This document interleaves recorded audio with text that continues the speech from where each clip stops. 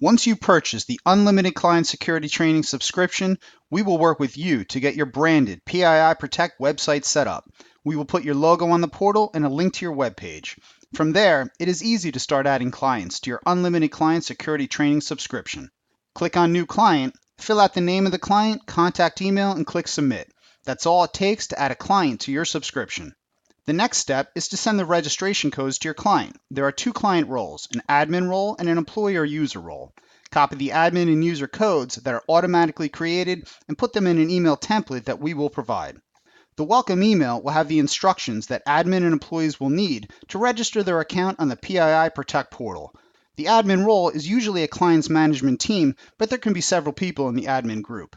The admin role provides extended functionality that the employee role does not have. Let's take a look at how your clients will register and access the security training.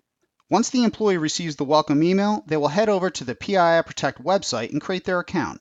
They will click on New User and enter the information to set up their account, including the registration code, their email address, their new password, and their name and contact information. Once their account is set up, they are ready to access the security training. They will access the security training from the PII Protect Education Center.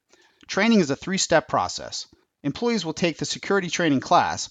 The class will take between 30 minutes and 1 hour to complete. They can start, stop, and continue the class. The system knows where they left off and will continue their session when they log back in. Once they complete the training class, they will take a 20-question security quiz. The quiz is true, false, and multiple choice questions. The employee needs an 80% or better to pass the security quiz. They can take the quiz as many times as they need to pass.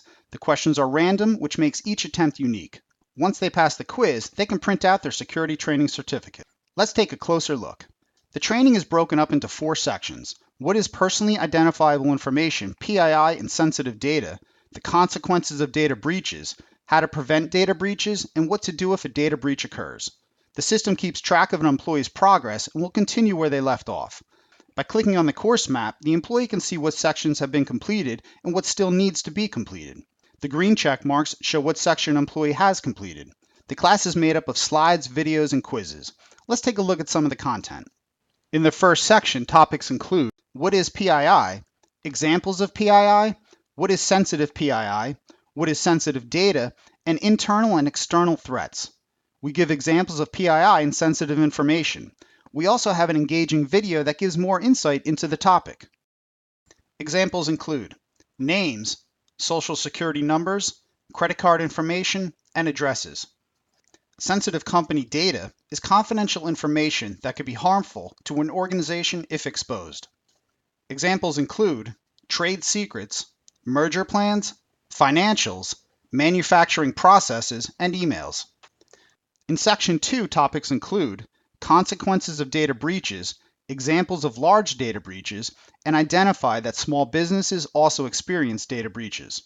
In Section 3, we discuss how to avoid data breaches. Topics include hacker and phishing scams, physical theft, employee mistakes including downloading and installing software, sending PII via email, etc., and personally owned devices. We spend a lot of time discussing the dangers of hacking, including phishing scams, phone scams, passwords and how to best use password practices, and the dangers of unsecured Wi-Fi access points. The phishing topic goes into an in-depth understanding of what are phishing scams and how to avoid them. The phishing scam video explains what a phishing scam is. What is phishing? Phishing is a way of attempting to acquire sensitive information such as usernames, passwords, and credit card numbers by masquerading as a trustworthy entity, usually in an email. This is similar to actual phishing, where the fisherman puts a bait on the hook and pretends to be a genuine food for the fish. Examples of phishing scams. Examples of phishing scams can be fake emails that appear to be real emails from Facebook, LinkedIn, PayPal, Amazon, banks such as Bank of America or Wells Fargo, and even your colleagues or IT administrators. How do you spot a phishing scam? We spend a lot of time going over this topic. Let's look at a few seconds of the video clip. How do you spot a phishing scam? Some things to be aware of when looking at suspicious emails. The use of generic greetings such as cardholder or dear customer, Cyber criminals use generic greetings because they may not know your name. We then go into the dangers of spear phishing. Spear phishing. Probably the most dangerous example of phishing is spear phishing. Spear phishing is an email targeted directly at you. It might have personalized information such as your name, address, and even your phone number. It could be sent from a friend, family, or even from a colleague. Once an employee goes through the phishing video, they will take a quiz to see if they can spot a phishing email or a phishing website. Real examples of phishing emails are displayed, and the employee will need to select whether they think the email is a phishing email or a legitimate email.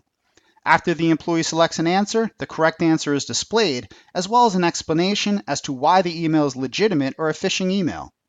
In Section 4, we discuss what to do if a breach occurs. We go over what to do if an employee loses a laptop, suspects a virus or malware on their computer, or sends an incorrect email. We discuss incident response plan and employee responsibilities, and we go over a sanction policy and what could happen if the employee violates a company's policies and procedures. Once the employee has completed the training, they will take a 20-question security quiz to show their understanding of the topics. The questions are randomly selected, so each attempt is unique. The questions are true and false, as well as multiple choice. Once the employee submits their answers, they will receive their quiz score. They need an 80% or better to pass the quiz. They can retake the quiz as many times as they need to receive a passing mark. Once they pass the quiz, they can print out their training certificate. Administrators can access a training report to see all the employees that have taken the training and the score they received on the quiz. They can even export the results to Excel.